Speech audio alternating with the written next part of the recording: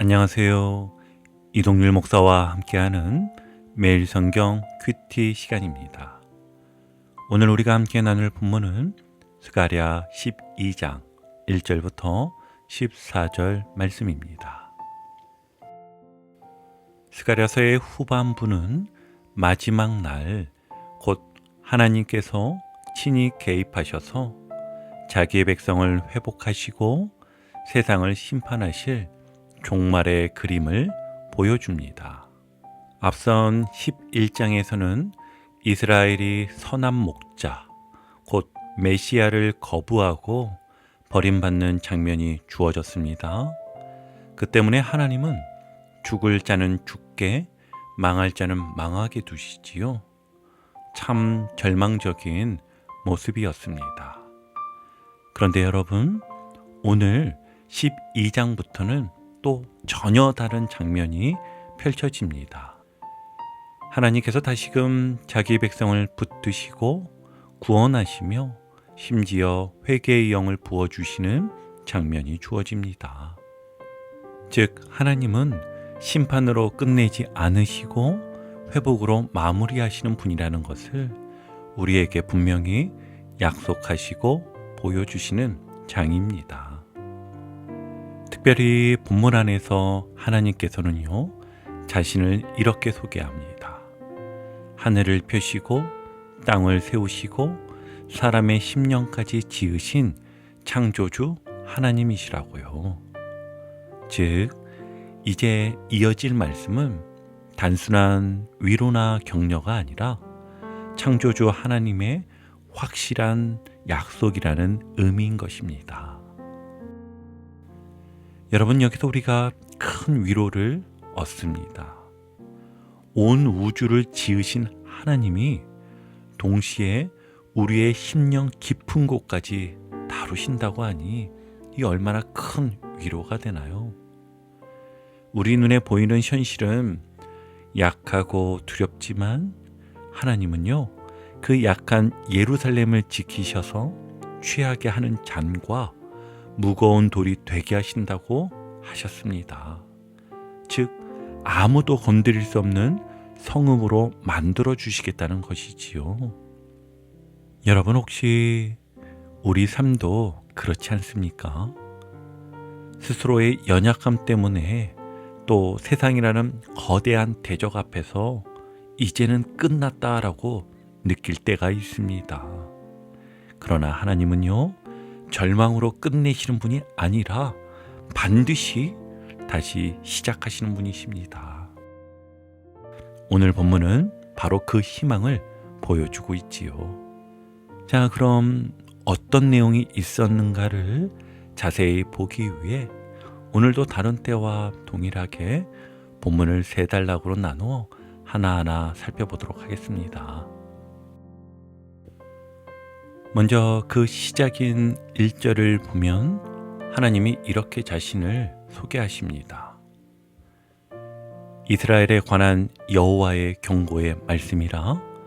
여호와 곧 하늘을 펴시며 땅의 터를 세우시며 사람 안에 심령을 지으신 이가 이르시되 아멘. 여기서 하나님은 창조주로 자신을 드러내시는데요, 하늘과 땅, 온 우주를 펼치신 분, 그리고 사람의 심령까지 지으신 분, 크신 하나님이시면서 동시에 인간 내면 깊은 곳까지 아시는 섬세한 하나님이십니다. 그러므로 오늘 이어지는 모든 말씀은 우연히 일어나는 일이 아니라 창조주 하나님이 친히 행하시는 역사임을 강조하시는 것이지요. 계속해서 2절과 3절에서는요, 하나님이 예루살렘을 두고 하시는 약속이 나옵니다. 예루살렘은 모든 민족에게 취하게 하는 잔이 될 것이다. 예루살렘은 모든 민족에게 무거운 돌이 될 것이다. 즉, 모든 나라가 예루살렘을 만만히 보고 달려들지만 오히려 하나님께서 그들을 취하게 하시고 무거운 돌에 짓눌려 크게 상하게 하실 것이라는 겁니다. 여러분, 이 얼마나 놀라운 반전입니까? 겉으로 보기엔 작은 도시 예루살렘이 열강의 먹잇감 같아 보이지만 하나님이 붙드시면 오히려 그 도시가 열강을 무너뜨리는 도구가 된다는 것입니다. 4절과 5절에서는요, 더 분명히 말씀하시기를 하나님께서 대적들의 말을 치시고 말탄 자들을 미치게 하시며 눈을 멀게 하실 거라 약속하십니다. 그 가운데 유다 족속은 하나님이 돌보시기에 안전할 것이라 하지요. 그래서 이 장면을 본 유다 지도자들은 이렇게 고백하게 됩니다. 5절을 함께 보실까요? 유다의 우두머리들이 마음속에 이르기를 예루살렘 주민이 그들의 하나님 만군의 여호와로 말미암아 힘을 얻었다 할지라. 아멘. 즉 힘의 근원은 사람의 전략이나 무기가 아니라 만군의 여호와 하나님이라는 것이지요. 이어지는 6절에서 9절까지는 하나님이 어떻게 유다를 승리케 하시는지를 더 생생한 비유로 보여주십니다. 우리 6절 상반절을 한번 같이 보실까요? 그날에 내가 유다 지도자들을 나무 가운데에 화로 같게 하며 곡식단 사이에 횃불 같게 하리니. 아멘.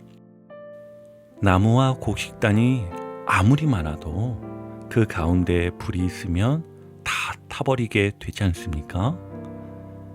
하나님이 붙드실 때 연약해 보이는 백성들이 오히려 모든 대적을 불태워버리는 불과 같은 존재가 된다는 것입니다. 여기서 우리는요, 분명히 알 수 있습니다.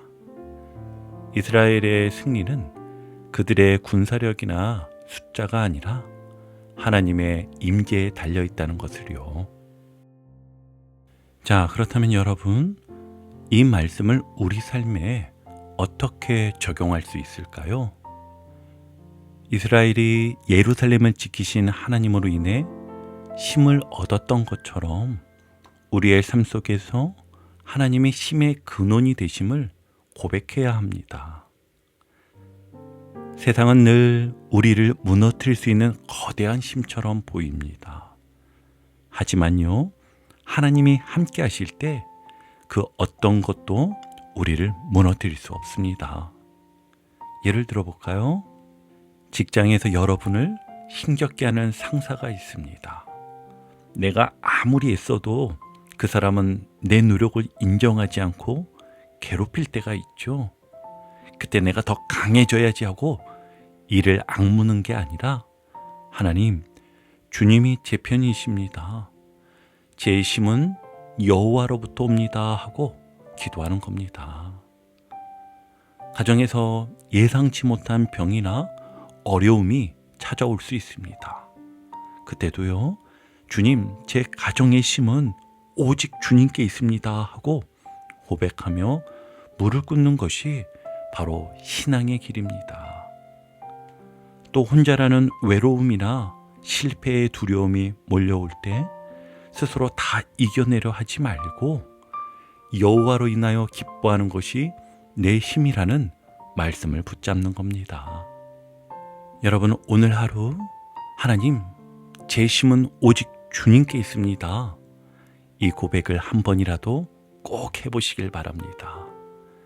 상황은 바뀌지 않아도 하나님을 바라보는 우리의 시선이 바뀔 때 놀라운 힘이 솟아나 그 상황을 능히 감당하고 품으며 승리할 수 있게 될 것입니다. 계속 이어서 이제 두 번째 단락으로 구분한 10절을 보면은요, 이 말씀은 스가랴 12장의 절정이라고 해도 과언이 아닙니다. 우리 10절 같이 한번 읽어볼게요. 내가 다윗의 집과 예루살렘 주민에게 은총과 간구하는 심령을 부어주리니 그들이 그 찌른 바 그를 바라보고 그를 위하여 애통하기를 독자를 위하여 애통하듯 하며 그를 위하여 통곡하기를 장자를 위하여 통곡하듯 하리로다. 아멘. 하나님께서 은혜와 간구의 영을 부어주십니다. 이것은 성령께서 임하시는 사건을 말하는 것이지요. 우리가 스스로 깨달아서 이제 회개해야겠다 결심하는 것이 결코 아닙니다. 하나님이 은혜를 주셔서 우리의 마음을 부드럽게 해주시고 눈을 열어주실 때 진짜 회개가 가능해지는 것이었습니다. 그렇게 은총과 간구의 영이 임하면 어떤 일이 일어나지요?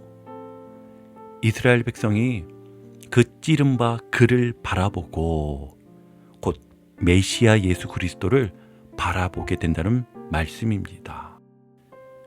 요한복음 19장 37절에서는요, 분명히 이 구절을 예수님의 십자가 사건과 연결합니다.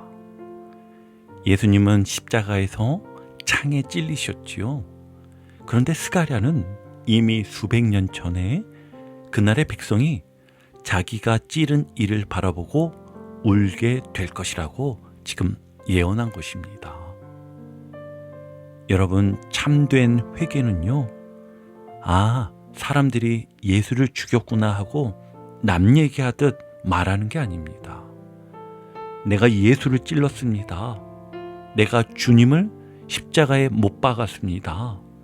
이 고백이 터져 나오는 것이 진짜 회개인 것입니다. 그리고 그 애통의 깊이는 어느 정도냐면 독자를 잃은 부모처럼, 장자를 잃은 부모처럼 가슴을 찢는 슬픔이라는 것입니다. 여러분, 자녀를 키우시는 부모님들 생각해 보세요. 하나뿐인 아들을 잃는 아픔, 그건 말로 다 설명할 수 없는 절망 아닙니까? 스가랴는요, 바로 그런 눈물로 예수를 바라보게 될 것이라고 지금 말하는 것입니다. 여러분, 그럼 우리가 오늘 말씀을 어떻게 삶에 적용할 수 있을까요? 구체적으로 3가지로 정리해 보겠습니다. 첫째는요, 십자가 앞에서 나의 죄를 인정하십시오. 내가 주님을 찔렀습니다.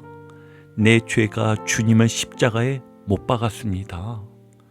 이 고백이 진짜 회개의 시작입니다. 남의 죄가 아니라 나의 죄라는 사실을 인정하는 거, 그것이 첫걸음입니다. 그리고 2번째는 눈물로 회개하는 시간을 가지시길 바랍니다. 형식적인 기도가 아니라 마음이 무너져 내릴 때 흘리는 눈물이 필요합니다. 예배 자리에서 혹은 혼자 기도하는 방에서 조용히 십자가를 바라보며 주님, 제가 잘못했습니다 라고 고백하시고 눈물이 나면 참지 마시고 흘리십시오.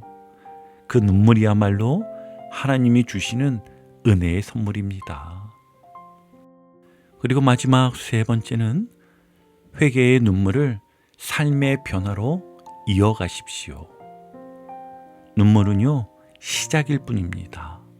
그 눈물이 진짜가 되려면 오늘부터 작은 습관 하나라도 바꾸어야 합니다. 거짓 대신 진실을, 미움 대신 용서를, 원망 대신 감사로 바꾸는 것이지요. 그렇게 할 때 우리의 눈물은 단순한 감정이 아니라 새로운 삶의 증거가 될 것입니다. 자, 이제 마지막 단락인 3번째 단락인데요. 3번째 단락에서는 이스라엘 전체가 함께 울며 회개하는 장면이 그려집니다. 11절을 보시면 그날의 예루살렘에 큰 애통이 있으리니 무기또 골짜기 하다드림몬에 있던 애통과 같을 것이라. 아멘. 여기서 말하는 무기또 골짜기는 요시야 왕이 전사한 곳이지요. 요시야는 이스라엘 역사상 가장 경건하고 개혁적인 왕이었는데 그가 전쟁에서 죽었을 때 온 나라가 큰 슬픔에 잠겼습니다.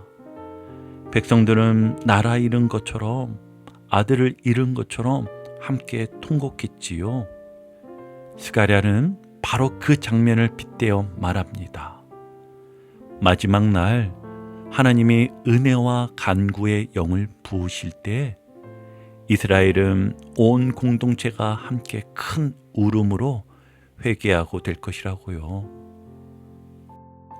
그리고 여기서 자세히 보시면 흥미로운 점이 하나 보이는데요. 12절 이하에서 각 집안, 각 가문, 심지어 남자와 여자를 구분해서 기록한다는 겁니다. 즉, 회개가 단순히 분위기에 휩쓸려서 다 같이 울자가 아니라 각 개인이 자기 죄를 붙들고 하나님 앞에 진실하게 우는 회개라는 것이지요. 여러분 머릿속에 한번 그림을 그려보시길 바랍니다. 한 나라 전체가 동시에 눈물을 쏟으며 우리가 주님을 찔렀습니다 하고 울부짖는 장면을요. 얼마나 강력한 장면입니까? 그런데 바로 그것이 하나님이 원하시는 회복의 모습입니다. 하나님은 형식적인 예배보다 이렇게 진실한 눈물을 원하시는 분이십니다. 그렇다면 오늘 우리는 어떻게 살아야 할까요? 저는 여러분에게 3가지 방향으로 권면해 드리고 싶습니다. 그 첫째는 공동체와 함께 울어야 합니다. 신앙은요, 혼자만의 싸움이 아닙니다. 교회가 함께 울고 가정이 함께 울 때 하나님은 그 눈물을 통해 회복을 주십니다. 큐티하며 찬양하며 기도하며 또 교회 기도회 가운데 함께 애통해야 하는 시간을 가져보시길 바랍니다. 그리고 2번째는 개인의 죄를 붙들고 진심으로 회개해야 합니다. 본문은 각 가문과 남녀를 구분해 언급합니다. 이것은 하나님 앞에서의 회개가 결코 집단적 감정에 휩쓸린 눈물쇼가 아니란 뜻입니다. 내 죄 때문에 주님이 찔리셨습니다. 이 고백이 개인적으로 있어야 하는 것입니다. 오늘 하루 혼자 있는 시간에 주님 앞에 무릎 꿇고 솔직히 고백해 보십시오. 마지막 3번째는 회개의 눈물을 삶의 변화로 이어가야 합니다. 눈물로 끝내면 안 됩니다. 그 눈물이 내 언어로 바꾸고 내 관계를 바꾸고 내 선택을 바꿀 때 진짜 회개가 됩니다. 예를 들어 원망하던 마음을 감사의 마음으로, 미워하던 마음을 용서로 바꾸어 보십시오. 그 변화가 바로 하나님이 기뻐하시는 열매입니다. 이제 오늘 큐티를 정리하며 마무리하겠습니다. 여러분, 오늘 본문은요, 우리에게 이렇게 말씀합니다. 하나님은 은총과 간구의 영을 부어주셔서 우리를 눈물의 회개의 자리로 이끄신다. 그 회개는 온 공동체가 함께 울며 동시에 각 개인이 자기 죄를 붙들고 진심으로 울게 되는 회개이다. 그리고 그 눈물은 반드시 삶의 변화를 낳는다. 우리 오늘 주신 메시지를 꼭 기억하여서 오늘의 제목처럼 우리도 이렇게 기도하길 바랍니다. 주님, 울게 하소서. 저의 죄 때문에, 주님을 찌른 제 잘못 때문에 진실로 울게 하소서. 그리고 그 눈물이 우리 가정과 교회와 공동체를 새롭게 하게 하소서. 아멘. 오늘도 복음의 기쁨과 확신으로 승리하는 하루 되시길 축복합니다. 함께 해주셔서 감사합니다. 내일 큐티 시간에 다시 뵙겠습니다.